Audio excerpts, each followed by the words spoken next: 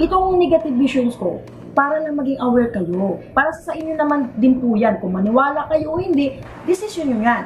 Basta ako, sinashare ko sa inyo kung ano nakikita ko sa vision ko.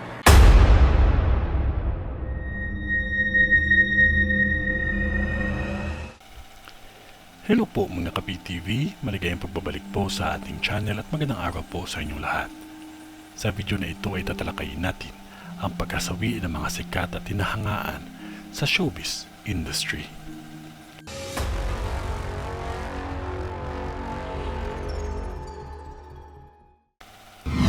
Showbiz Vision.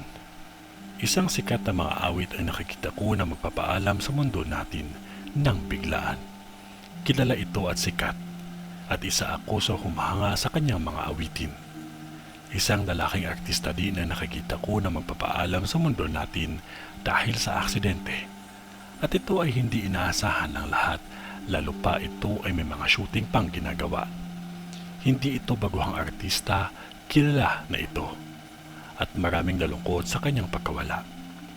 Isang vlogger din ang ikakasawi niya ay aksidente. Ngunit hindi lahat ay nakumbinsi sa pangyayaring ito, lalo pa may mga ilan na ayaw sa kanya. Ang aksidente ay hindi masasabi ng lahat, kaya maging maingat at pahalagahan ang bawat oras. Isang direktor sa pelikula ang biglaang inatake sa kanya, puso.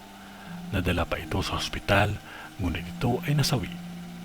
Lagi po nating tandaan at maging maingat palagi dahil ang buhay natin ay hiram lamang.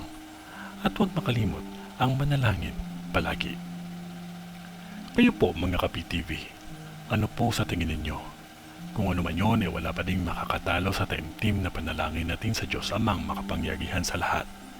Magtiwala lamang po tayo sa ating Panginoon kasi mahal niya po tayo. Maraming salamat po sa inyong panonood mga ka-PTV. God bless po sa ating lahat and stay safe po.